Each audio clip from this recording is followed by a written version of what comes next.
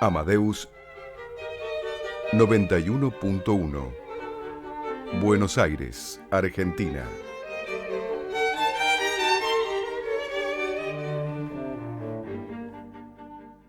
Mega Cinépolis cuenta con los siguientes auspiciantes: Centro de Estudios Superiores en Psicoanálisis y Psiquiatría, con su red asistencial 11 44 20 75 72. Alianza Francesa de la Ciudad de Buenos Aires, sede Palermo, Amalia Lacroze de Fortabat. Instituto de Cultura Francés. Noches de Psicoanálisis y Cine en la Escuela de la Orientación Lacaniana, temporada 21. Cátedra de Psicopatología de la Universidad del Salvador. Librería Pie de Página online. Editores contemporáneos.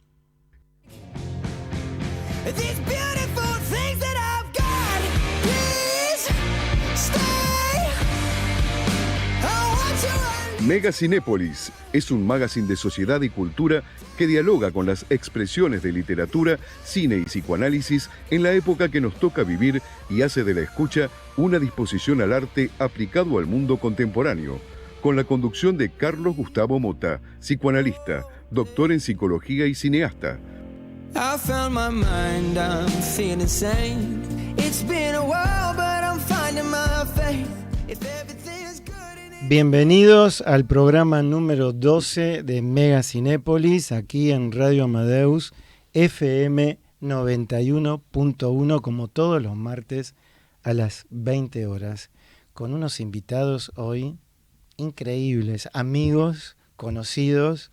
A mi derecha, Hugo Freda, a mi izquierda, Julio Bravo, y en diagonal, Julio Zapolnik. Digamos, Hugo Freda es psicoanalista, artista plástico, es miembro de la Asociación Mundial de Psicoanálisis y miembro de la Escuela de la Orientación Lacaniana, también es miembro de la École de la Cause Freudienne, ¿verdad? Julio Bravo es artista plástico, es profesor y licenciado en Bellas Artes, y Julio Zapolnik es licenciado en Historia de las Artes, curador independiente, jurado, ¿no?, de importantes premios, y ha sido director del Palais de Glass. Bienvenidos al programa. Hola, hola. Vamos a hablar hoy de arte, vamos a pensar el arte, vamos a ver lo que significa construir un estilo, digamos, y cada uno de ustedes, quizás vos, Julio Zapolnik, siendo curador y, digamos, acompañando, ¿no?, a grandes artistas en tu trayectoria, ¿no? Sí, vos decís construir un estilo. Son como dos caminos, ¿no?, paralelos.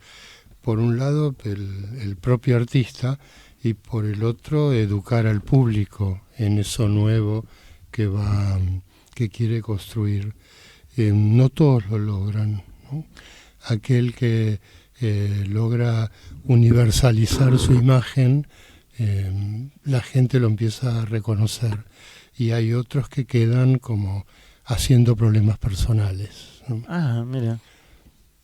Pero problemas personales, como llevando sus problemas personales al arte. Sí, imágenes que no logran universalizarse porque vos no sentís nada, él no siente nada, yo no siento nada, y frente a otras obras que también son problemas personales, pero claro, como expresiones de carácter narcisista que no dialogan, sí, con el otro, sería, claro, ¿no? Sí, exactamente. Ajá. No sé, el ejemplo más común sería como lo de Van Gogh, que no 100 años después la humanidad se arrodilla a sus pies, Ajá. Y porque todos comprendimos esa universalización de sus sentimientos, ¿no?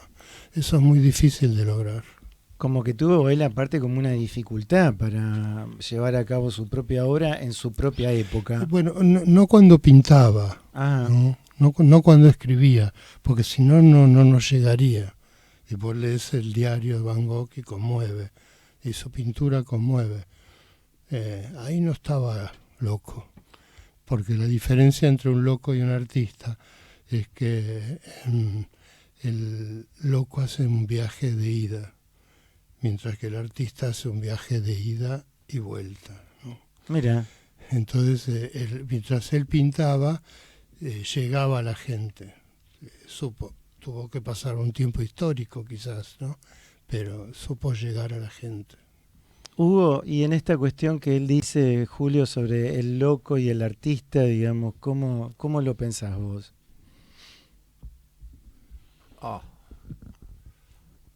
Es muy difícil.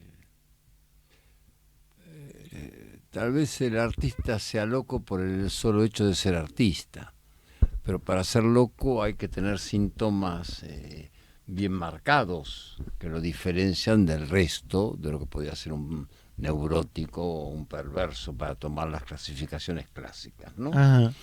O sea, tenés una estructura psicótica, no hay una estructura del artista. El artista tiene esa virtud, de alguna manera, de la cual Freud era muy respetuoso. Tienen algo de particular, decía él, algo que no sabemos de dónde le sale. Tal vez sea como ese tango, ¿no? Ese algo que los vende. Yo no sé si es la mirada, uno no sabe lo que tiene, qué es un artista realmente, de dónde saca eso que lo convierte a él en artista. Hay un misterio, pero con la psicosis, aunque sea para el psicoanálisis, el misterio es otro. No es del mismo, sabemos por qué, cuáles son mínimamente los mecanismos que han interactuado para que un tipo se encuentre haciendo un ataque delirante o tenga alucinaciones o cualquiera de otras manifestaciones sintomáticas. Pero Hugo, para que no sea una pintura delirante, el ser del artista lo da la mirada del otro. Yo miro tu obra y me conmuevo y te digo, qué gran artista sos. Sí. Porque yo te contemplé y me conmoví. Vos de vos mismo no podés decir, yo soy un gran artista. Porque es la persona que mira y se conmueve al que le llega. Es así. Hay algo de eso que es verdad. Pura verdad. Tengo una relación con el arte desde siempre, ahora con la pintura en particular desde hace muchos años, y sigo muchas veces sin entender cómo he llegado a hacer eso que vos te gusta, por ejemplo. Me di cuenta que el otro día, revisando unos cuadros que tienen algunos tiempos ya, si podría volver a hacerlo. Me parece absolutamente imposible que pueda repetir ese cuadro. Y es simple, nada del otro mundo, no es una cosa que vos decís es tan extravagante o tan trabajado. No, es un perfil simple, de lo más simple que pueda, y estoy seguro que no podría repetir. Porque hoy sos otro. En Tal todo vez. Momento, ¿no? Uno es otro. Sí. Vos, Julio Yo creo Bravo, que ¿cómo lo pensás esto? Sí, somos otro. Acércate al micro. Yo creo que, como decía Julio, Un poco más dependemos también dependemos de la mirada del otro. Sin la mirada del otro no nos podemos definir como artistas o creadores o ni siquiera eso. En realidad se depende de eso. Que no haya un correlato entre el tiempo que vive el artista y el tiempo que los espectadores llegan a descubrir el valor de esa obra, bueno, como decía Julio, hay ejemplos a lo largo de la historia del arte. En el caso de Van Gogh, artistas que en algún momento fueron muy reconocidos, luego con el tiempo, como Piero de la Francesca, quedan un poco en la penumbra y después, precisamente en el siglo XX, reaparecen, pero con una lectura distinta de un público y un grupo de artistas que están precisamente haciendo vanguardia y reivindican a un creador del Quattrocento italiano. Gracias al cubismo. Gracias al cubismo, exactamente. ¿Sí? Igual lo que plantea Julio es interesante, digamos, porque él de alguna forma ubica el diálogo de la obra, que sería cómo podría transitar esa obra para uno y para otros. Entonces, Julio propone también que la obra se ubique en ese diálogo con el otro. Digamos, vos, por ejemplo, Julio Bravo, digamos, porque acá hay 2 Julios y tengo que ir diferenciando. Digamos, Julio Bravo, vos hablas y en tu libro que se llama Obra Completa, que lo hace Marcelo Jauregui Berry. Exactamente. Digamos, él habla inicialmente de tus expresiones oníricas, como vos haces una traspolación del onírico a tu obra. Entonces es interesante también ver eso, ¿no? Sí, yo creo que bueno, son múltiples las raíces que producen esa llama que despierta una idea, o en mi caso la idea de una serie de obras. Yo trabajo por series temáticas que lo hacen muy, muy especial a lo que uno realiza. Precisamente antes de estar en el aire comentábamos, hay una serie que allí aparece en el libro de hace ya varios años, basado en un poema de García Lorca, un pequeño vals vienés, en un libro del que me parece excelente, que es Poeta en Nueva York. Y yo durante muchos años tuve la intención tuve en mi cabeza ese poema, pero no aparecían las imágenes porque es absolutamente surrealista, ¿sí? En realidad, yo creo que es uno de los libros de poemas, Poeta en Nueva York, donde más se ve la obra surrealista, ¿no? La influencia surrealista en Lorca, más allá de su última y póstuma obra, que fue El Público. Pero, y bueno, en determinado momento aparecieron algunas ideas en mi cabeza y bueno, y se pudo plasmar, pero lo onírico, yo creo que como un montón de factores sociales, de entorno, de la propia vida del creador, del que está dibujando o pintando, ¿sí? Y ya no hablemos de artistas, sino aquel que se dedica a expresarse, son factores que apuntan a que uno pueda tener un lenguaje, ¿no? Claro. ¿Vos, Hugo, te inspirás tenés alguna serie, digamos, que ha sido construida por alguna inspiración, por algo que fue reiterado, digamos, en tu pensamiento, una idea? ¿Cómo ha sido?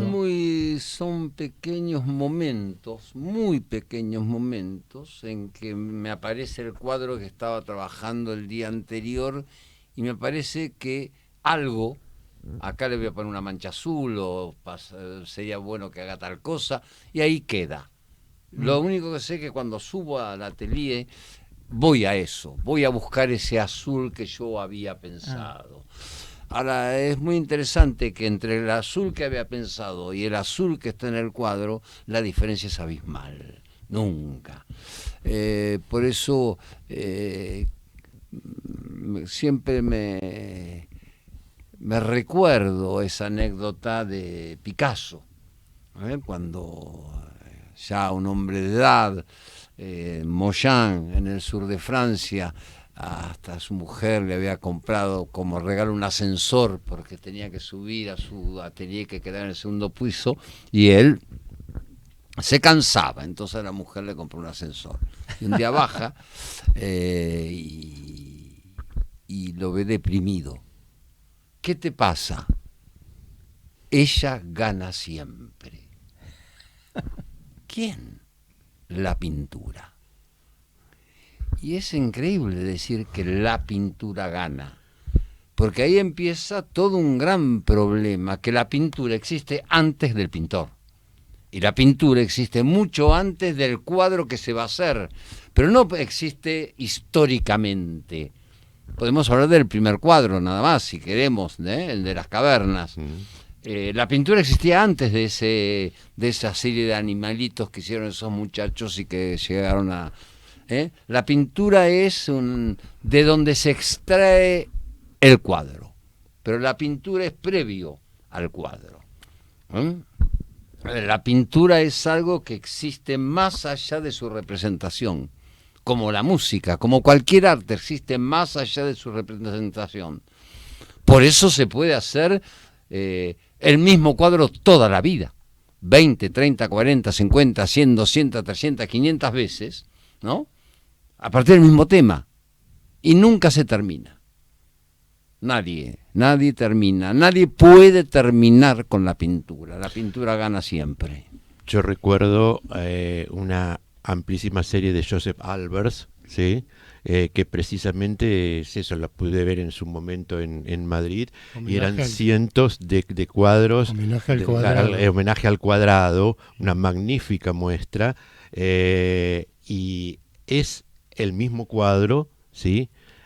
Con sutiles o no tantas diferencias, pero que crea entes absolutamente independientes. ¿Qué decís, Julio? En el museo en Rosario de Bellas Artes, Castanino, hay 7 obras de Fernando Fader, que se llama La historia de un día. Son 7 pinturas, más o menos cada una de 1 metro o algo más. Y está mirando siempre el mismo ranchito, siempre el mismo cerro, pero cada uno es diferente porque el color va cambiando con las horas del día, ¿no? Y hay un momento en que en uno se ve que llegó un gaucho de visita, tiene un caballo atado al palenque, en el siguiente ya el caballo ya se fue, ya ese amigo no está. Y se llama así La historia de un día, y siempre es el mismo punto de vista, y son todos distintos. Eso o La paloma de Picasso, cuando tenía ya más de 80 años, seguía siendo la paloma, esa paloma que cuando el padre también era profesor de pintura y también era pintor, y Picasso agarró y hizo una paloma, y el día que el padre vio la paloma dejó de pintar, no pintó nunca más. Hay que ser el padre de alguien como Picasso, ¿eh? No pintó nunca más. Pero además, palomas, hay cientos de palomas que hizo Picasso, de todas las maneras. De todas las formas. De Claro. todas las maneras, de todas las formas, se convirtió en el símbolo de la paz y después siguió haciendo él. Y es increíble porque el otro día miraba una película muy pequeña, de 1 minuto, 1 minuto y medio, haciendo él una paloma. Y le pone, no sé, 10 segundos, 15 segundos. Y de pronto uno tiene la impresión que la paloma, pum, se puede salir del cuadro y se pone a volar. Realmente. Pero bueno, es Picasso, ¿no?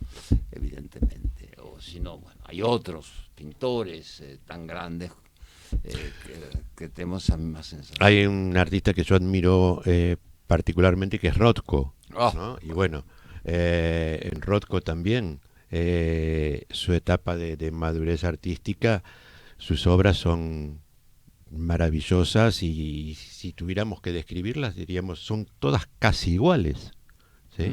Pero aparte tienen una carga de emoción, de misticismo.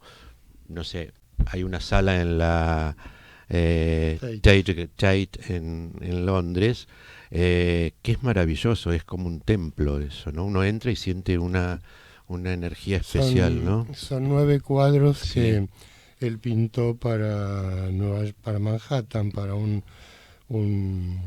no le dijeron nunca, era un espacio donde entraban 9 cuadros, los hizo, y ahí se dio cuenta que era un restaurante. Entonces sí. él dijo, Totalmente. mi pintura no es para un restaurante. para mirarse mientras se come un plato de fideos. Y Ahora, ¿cuántas anécdotas que hay en torno, generalmente en líneas generales, como dice Hugo, en todos los artistas, en la música, en la pintura, en los escritores? Pero vos, Julio, siempre tenés como un rescate de anécdotas que incluso lo llevás a cabo en un show, ¿no es cierto? sí. ¿Sí o no? ¿Cómo Sí, es eso? Sí, empecé con un stand-art Ajá. que se llama Por humor al arte. creo que hace poquito estuvo en La Dama de Bollini. Sí, hace ¿Y poco. vas a seguir con eso? Sí, esta fue lo que llamamos la segunda temporada y se llenó tanto que ya están pidiendo la tercera temporada. Qué bueno. Y cuento situaciones que me tocó vivir en mi trabajo. Lo que fue ver el robo en el Museo Nacional de Bellas Artes, que se robaron 13 pinturas, Renoir, Gauguin, Cézanne, Matisse, y las peripecias cuando la policía de la dictadura estaba convencida que era desde adentro, que habíamos sido los técnicos, los empleados, los que organizamos el robo, y eso fue pasarla muy mal, ¿no?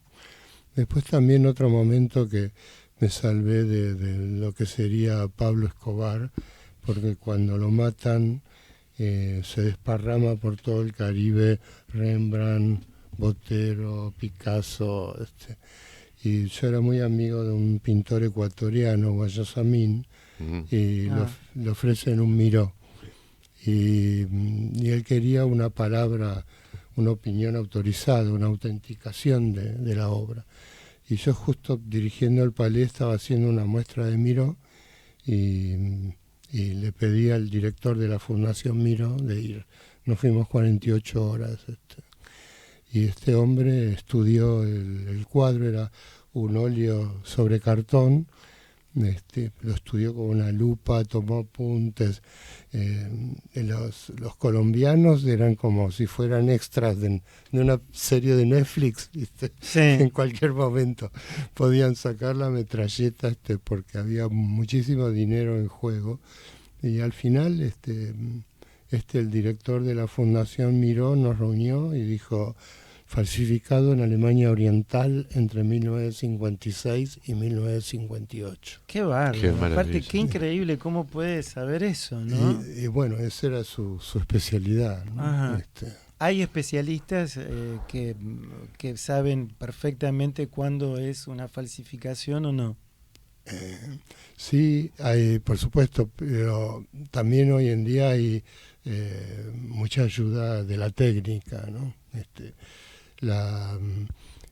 Vos ves un cuadro de Petoruti y de un costado se raspa un poquito la pintura y se compara de ese año con una obra en el Museo Nacional que esté en una institución. Entonces, por medio del microscopio se lee si al ser del mismo año pertenece al mismo pomo, la misma estructura. Se tecnificó muchísimo las autenticaciones, ¿no? Creo que eso hace que o haya menos falsificadores o tengan que ser grandes expertos, más que antes los falsificadores, ¿no? Porque la tecnología ahora abre un panorama muy grande. Y yo te escuchaba, Julio, y no podía dejar de asociarlo con el trabajo de restauración y conservación de obras, ¿no? Que también, gracias a la tecnología, simplemente sacando un micropigmento, se puede establecer, bueno, una datación adecuada, saber primero si es original o no, pero después saber con qué pigmentos hay que trabajar, hasta de qué madera era el bastidor, ¿no? Es un trabajo apasionante ese también, ¿no? Es meterse en el alma de la obra. Bien, vamos a hacer, digamos, dos comentarios breves antes de continuar con ustedes. Uno es que apareció el libro de François Regnault de la serie Tiquet, que la dirige la psicoanalista Damasia Amadeo, de Unzanedita y Pasaje 865. El libro se llama El arte como modelo para otra cosa, y lo he traído para que luego que escuchemos un fragmento musical, que ya vamos a escuchar y vamos a decir de quién es, podamos seguir hablando, porque hay algo que señalé en el libro, que es también una anécdota en relación a la cuestión del pote de mostaza, que siempre puede ser hablado desde Lacan, por ejemplo, en relación a si el pote de mostaza está vacío. Entonces ahí se plantea una cuestión aplicada al arte, es en dónde vamos a reconocer ese vacío en el arte, vacío del vaso, vacío del templo, vacío de la estatua, vacías las meninas, vacías las sinfonías. Bueno, eso pues quiero que empecemos a conversar en la segunda parte del programa, y antes vamos a poder escuchar, viene ahora el sábado 14 de junio en el Teatro Colón, la pianista estupenda Yuha Wan, digamos, y vamos a escuchar entonces una interpretación que hace ella de Philip Glass.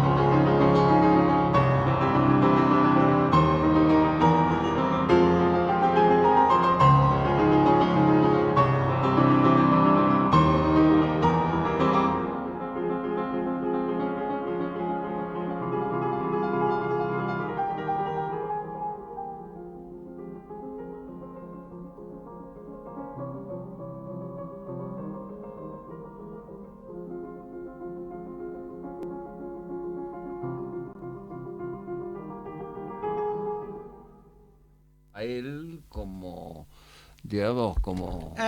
Bueno, ahí estamos en el aire. Y seguíamos conversando de todas estas cuestiones que nos apasionan a los cuatro, ¿no? Digamos, que tiene que ver como en algún punto que lo tiro así en la mesa, ¿no? Al artista, es saber hacer finalmente con el vacío. ¿Es saber hacer con el vacío? Es un saber difícil, pero en principio hay un vacío, que es la tela, está vacía. Ya hay que pensar por ahí.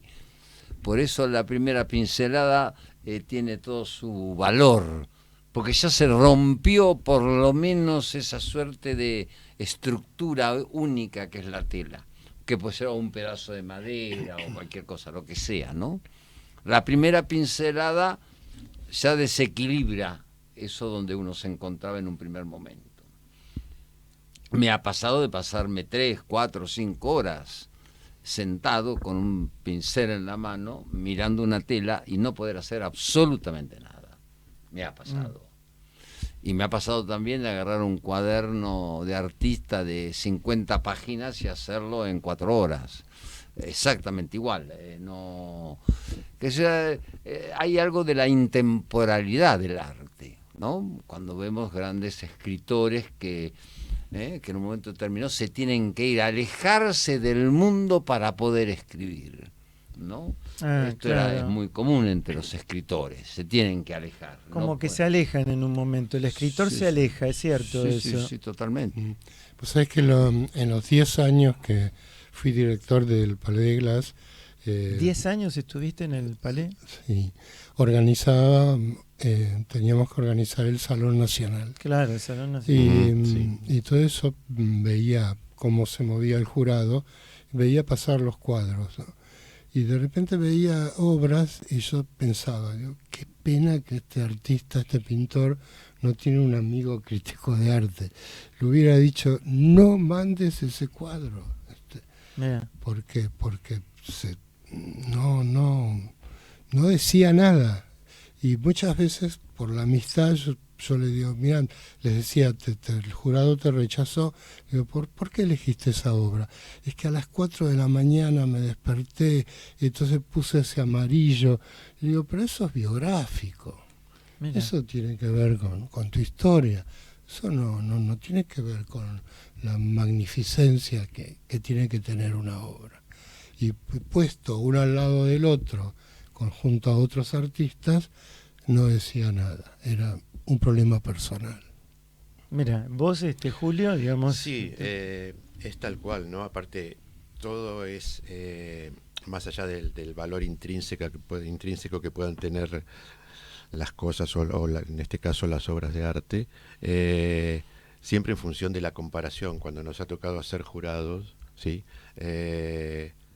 A veces una obra pierde toda su potencia cuando está en un entorno que no la favorece, porque hay otras que tienen ese punto, ¿no? Ese elemento que tiene que tener una obra artística. Y interesante también lo que se decía antes con esto de el blanco de la tela, que a veces puede condicionarnos o puede, entre comillas, la gente piensa que asusta, y no es que asuste, porque si no, no seríamos pintores, estaríamos haciendo otra cosa. Supongo que le pasa lo mismo al escritor con la página en blanco o con el pentagrama vacío, ¿no? A los músicos. Pero sí esos primeros trazos que uno coloca van a ser condicionantes absolutos de lo que va a ser la obra terminada, ¿no? Abren un camino, ¿sí? Y son muy lindos los arrepentimientos. Supongamos, hay cuadros de Velázquez, creo que es Carlos V, ¿no? Que está en el caballo. Sí. Bueno, el cuadro magnífico. Ahora, lo más que cuando aparecieron que podían ver lo que había otro cuadro, que era más o menos el mismo tema, que cuando Velázquez lo mira, no le gusta, agarra y lo pinta todo de blanco y hace otro. Entonces se lo llamó Los Arrepentimientos. El cuadro que está abajo se arrepintió de lo que había hecho e hizo otro. Pero hay muchos así. Matisse, creo, no sé si es Matisse. No, Manet, en nuestro Museo Nacional de Bellas Artes hay un cuadro, La ninfa sorprendida. Maravilloso. Y nunca nadie entiende de qué se sorprende. Pero ¿de qué se sorprende esa ninfa, no? Es que la primera idea era hacer como un monstruo. Y después se arrepintió y lo encontró un restaurador con radiografías, encontró esa primera idea que después se fue tapando con plantas, con arbustos, árboles. Pero, o sea, ¿el monstruo estaba o no? En una primera idea y después se arrepintió. Mira, estaba ahí.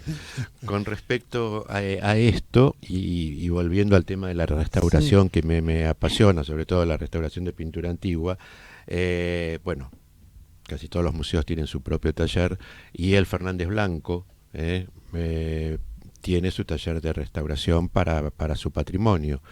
Y en un momento yo colaboré durante muchos años en el taller de restauración, y venía una muestra de España, entonces había que completarla con obra que estaba en el patrimonio pero no exhibida. y era un Santiago Matamoros, ¿no? Una iconografía propia de la Reconquista y la posreconquista, ¿no? Pero esto ya era barroco americano. Y precisamente viendo las radiografías y haciendo análisis, una parte estaba repintado, pero muy buena parte. El brazo y la espada no eran las originales. Estaba hacia abajo, había cadáveres de moros allí, pero en su momento se repintó porque se consideró que era demasiado agresivo que la figura del apóstol Santiago estuviera con la espada y la mano, el brazo levantado, matando moros, ¿no? Entonces, la cuestión que se planteó allí, y ahí se recurrió al equipo de historiadores e iconógrafos del museo, era si había que dejar lo repintado o si había que sacarlo y mostrar lo que estaba abajo. Y bueno, y se optó por dejar el original, que me parece lo más correcto. Claro, ¿no? porque ahí también hay que hacer una diferencia, pasa, ¿no? Entre arrepentimiento y censura, Claro, me parece, ¿no? Exactamente. El arrepentimiento es del artista. En Claro. cambio, esto es un condicionamiento Y la censura social, no. político, de un montón de Claro. cosas. Bueno, son las famosas estatuas griegas que claro. tienen una hoja de viña. El que Claro. un día se les ocurrió que no podían mostrar el pene. Claro, sí, Entonces sí, eso es se así. puso la famosa hoja de viña como... Bueno, eso se ve en las pinturas del Vaticano, donde hay un artista que pasó a tener mucha fama a partir de la Contrarreforma, porque le ordenaron hacer calzoncillos y bombachas, ¿no? Y entonces se dedicó a tapar las partes pudendas de los santos, ¿no? Cosa que Miguel Ángel en el techo de la Capilla Sixtina no tuvo ningún problema.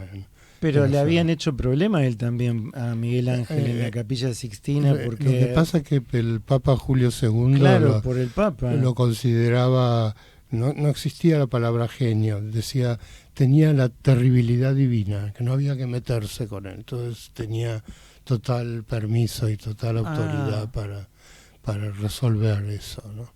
Pero después vino este artista y se lo conoce en la historia del arte con el nombre de Il Braghettone. Qué bárbaro, qué Sí, increíble. particularmente en el juicio final se nota, allí está, que cuando fue la restauración de los frescos de la Sixtina, bueno, en la década de los 80, simultáneamente se estaba restaurando la Sixtina, se estaba restaurando la Última Cena en Milán y empezaba la restauración de los frescos de Piero de la Francesca en Arezzo.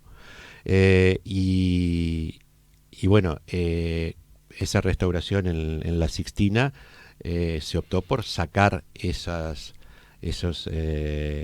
telas, ¿sí? Que cubrían las partes que había pintado directamente Miguel Ángel, ¿no?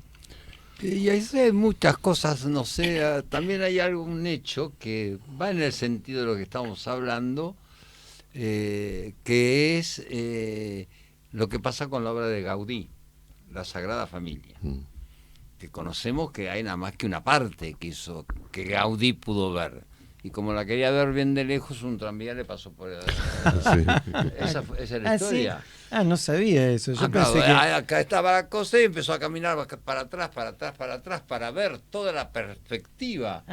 Yo sabía que había muerto por el tranvía, pero no sabía eso. Sí, se murió por el tranvía, no es porque no vio el tranvía, sino Claro. que el tranvía no lo vio a él. Increíble eso. Y él agarró, siguió caminando para tener una visión de lo que estaba haciendo. Claro. Y ahí, bueno, el tranvía se lo lleva, muere Gaudí y la obra queda ahí. Y ahora la están no reconstruyendo, terminándola, porque están los planos. El problema de los planos de Gaudí era ahí había una dificultad porque eran planos, no eran tantos planos. Por un lado tenía una perfecta idea de los equilibrios, porque cuando uno orgánico, ¿no? No, los equilibrios arquitectónicos. Era casi un ingeniero también. Era un ingeniero, porque hay lugares que si no tenés un absoluto conocimiento de la tensión que hay entre un punto y otro, se te viene todo abajo. Pero bueno, aparte de eso, están haciendo toda la parte que falta. Y hay equipos, grupos, ni equipos ni grupos, asociaciones, que le hacen una guerra terrible, porque no quieren que de ningunísima manera, teniendo los planos de Gaudí, no es que están haciendo otra cosa totalmente distinta, ¿no? Pero me parece asombroso, a mí me encanta, yo quiero que la terminen, esa es mi idea. Y que si tienen que pasar 3, 4, 5 generaciones hasta que se termine, pero que se termine, y mismo con otros materiales, siempre conservando que sea, evidentemente, la Sagrada Familia de Gaudí. Pero esto es un ejemplo distinto del que estábamos hablando, porque en uno es reencontrar el original, y acá es hacer el original a partir de que el autor no existe más, está muerto. El procedimiento no es el mismo, ¿no? Y así hay, eso es realmente muy, que no es restaurar una pieza rota tampoco. Tenés una pieza rota, una gran estatua, empiezan a tomar todas las medidas necesarias y te la reconstruyen sin ningún tipo de, con las dificultades, pero te la reconstruyen sin dificultad en el fondo. Pero seguir haciendo la obra de Gaudí sin que Gaudí esté ahí es otra cosa. Muy bien. Eso requiere una inteligencia muy particular. A ver, Julio, vos en su momento, cuando muere Gaudí solamente estaba terminado la fachada del Nacimiento, claro, ¿no? Y fue bastante cuestionada las esculturas de la fachada opuesta, ¿sí? Porque no seguían el estilo específico de Gaudí, cosa que sí en el resto de lo arquitectónico es, pero bueno, sí, todos estamos deseando poder terminar, que la vida nos alcance como para poder ver terminada la Sagrada Familia. Para ver terminada esa gran obra. Sí. Julio, y el trabajo de curaduría, porque muchos oyentes, por ejemplo, nos preguntan, ¿qué es ser curador? ¿Qué significaría ser un curador de una obra? La palabra curador viene de la justicia, ¿no? Cuando hay alguna persona desequilibrada que no puede organizarse con sus bienes, la justicia nombra un curador. O sea que es la persona que conoce el patrimonio, ¿no? Por eso se lo llama curadores a los especialistas de los museos, porque conocen todo el patrimonio de los museos, y cuando uno es un curador independiente, conoces la obra para organizar la exposición que estás planeando, ¿no? A mi juicio, el curador se ubica en un lugar como intermediario entre la obra y el público, porque ya la obra ya la hizo el artista. Claro. Entonces, pero el artista no desarrolló técnicas de marketing, de estrategia, para llegar al público. Y es ahí donde entra la figura del curador, armando equipos con community manager, con gente de publicidad, de difusión. Es una logística entonces también, sí, ¿no? Es establecer una logística, tenés una temporalidad con el artista también. Claro, porque también al conocer la obra sugerís eso, mira, este no, porque en la línea del horizonte del ojo salta, por estos tonos salta, entonces es como que le propones al artista sacar esa obra para que el ojo no salte y haya una continuidad, ¿no? Claro, en el cine se habla de empatar la imagen, porque la gente no sabe que cuando uno filma con distintas cámaras y después en la postproducción hay que empatar la imagen para que justamente no ocurra ese salto en el ojo, digamos. Claro, exactamente. Claro. Algunos artistas te lo permiten, otros... Eso te iba a preguntar, si tenés algún artista que de pronto dice, no, quiero que sea así, y no... Bueno, cuando estás en el espacio, en la galería o en el museo, y empezás a distribuir ese criterio de realidad... A mí me pasó una retrospectiva en el Palais de Leo Vinci, y Leo llega con el flete, había como 160 esculturas. Y entonces yo empecé a mirar y le digo, ¿cuánto tiempo te gustaría que una persona contemple tu obra? Dice, por lo menos 2-3 minutos. 2-3 minutos por 160 esculturas da 8 semanas y nadie va a estar acá todo ese tiempo. Le digo, Claro. digo, ¿te das cuenta que tenés que sacar? No, se tiene que notar que yo trabajé. Pero eso es una necesidad psíquica tuya, le digo. ¿No? El contemplador no puede estar mirando una obra y que se le meta la mano de la otra o el pie de la otra. Airea, deja aire, deja espacios de silencio. Y empezás a explicar eso en función del lado del público, porque por suerte lo logró entendió, comprender, digamos. Sí, Sí. lo logró comprender. Y así anécdotas de obras que, digamos, la gente, digamos, en líneas generales contempla, ¿no es cierto?, la obra, pero también pueden romper obras las personas que ven. ¿Te has encontrado con algo de ese tenor? Bueno, mientras voy haciendo memoria, me acuerdo de un caso en Fundación Proa, que una obra de Jorge Macchi, que la policía en un momento usaba unas vallas para que la gente no pase, más o menos de 1,20 m de alto, ¿no? Y la reprodujo en vidrio. Y estaba ahí y una mujer fue retrocediendo hasta que se llevó por delante la pieza y terminó absolutamente rota, ¿no? Tenés eso por un lado y otros artistas y que... la dejaron expuesta así, rota después. No sacaron.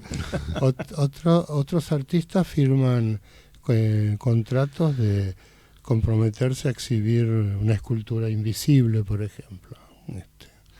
Y a mí me pasó en la Pinacoteca de Brera, en Milán, que entré a una gran sala y no había nada, no había absolutamente nada. Y en el fondo había un cuadrito, una hoja enmarcada en un cuadrito del tamaño de este pequeño libro, y cuando llegué ahí era el contrato por el cual Joseph Beuys, el artista alemán, se comprometía a mostrar 5 esculturas invisibles, ¿no? Entonces yo leí eso y ya volver ya se me había complicado, porque tenía miedo de llevarte una por delante. Exactamente. Qué notable, ¿no? Qué genio también, ¿no? Poder, digamos, comprometer un espacio de esa envergadura en una galería, en un museo. Bueno, eso es lo que propone el arte conceptual, el concepto, la idea, no el desarrollo, ¿no? Entonces, una vez que vos lo vivenciás, lo crees, ¿no?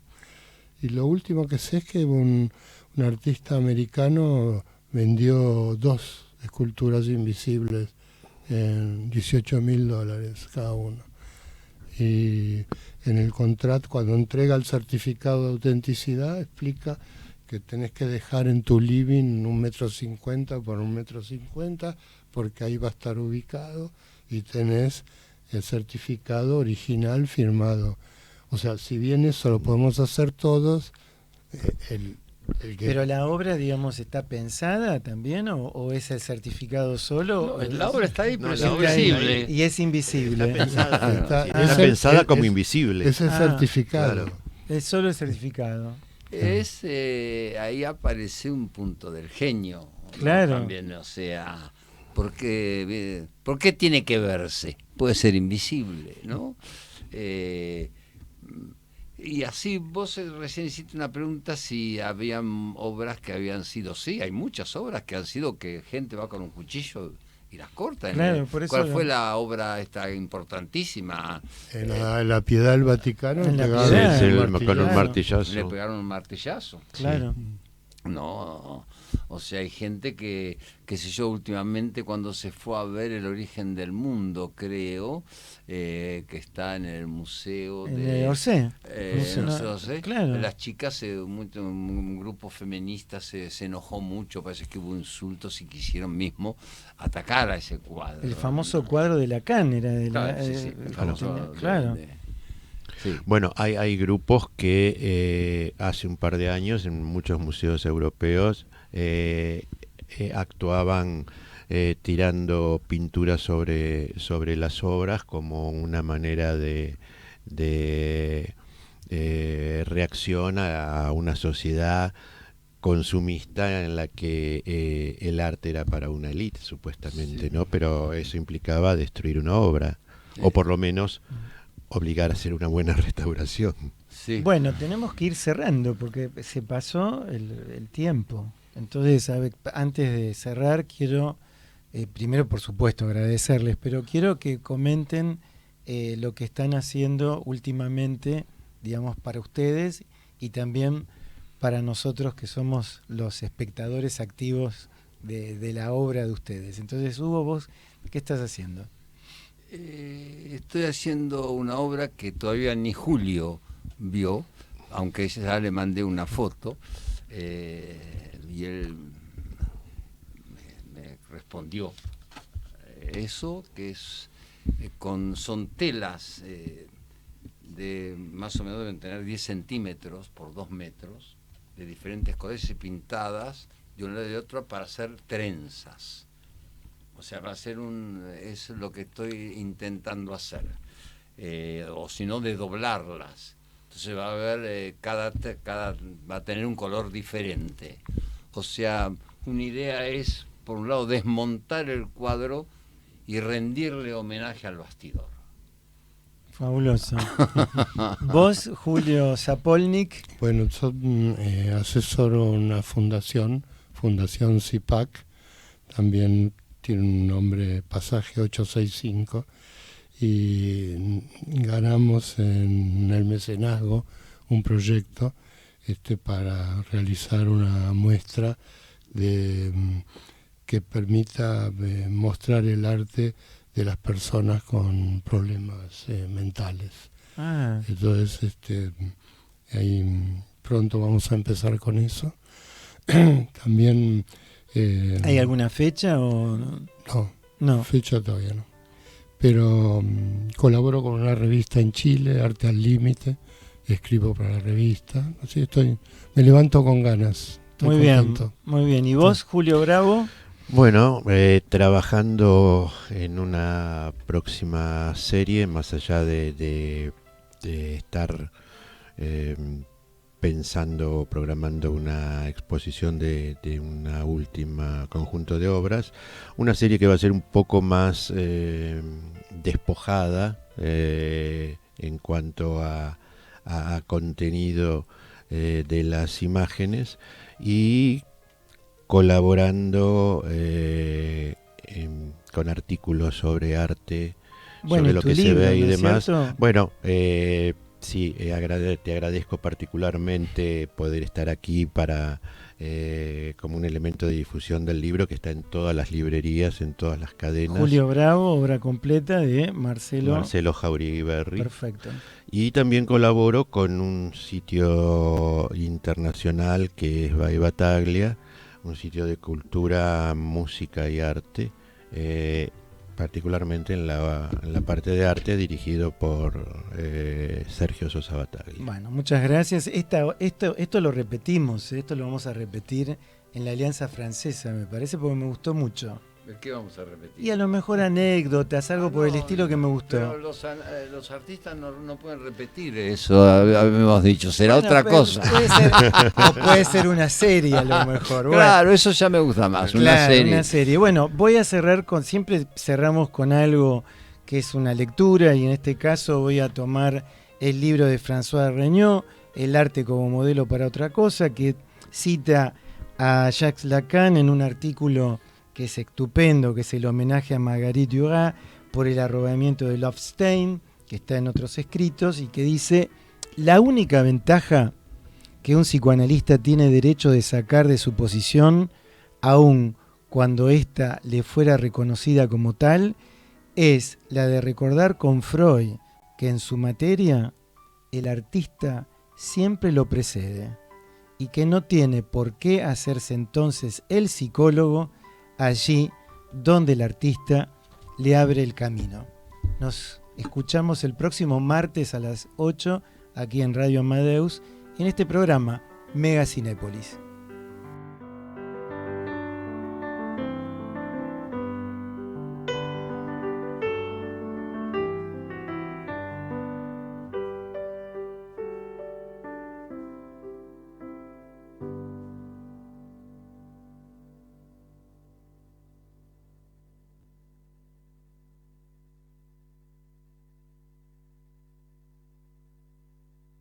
Mega Cinépolis cuenta con los siguientes auspiciantes: Centro de Estudios Superiores en Psicoanálisis y Psiquiatría, con su red asistencial 11 44 20 75 72. Alianza Francesa de la Ciudad de Buenos Aires, sede Palermo, Amalia Lacroze de Fortabat. Instituto de Cultura Francés.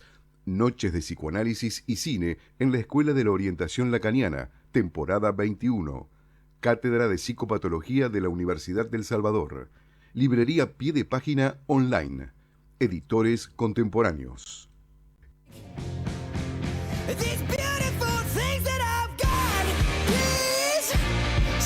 Mega Cinépolis es un magazine de sociedad y cultura con la conducción de Carlos Gustavo Mota, psicoanalista, doctor en psicología y cineasta. Todos los martes a las 20.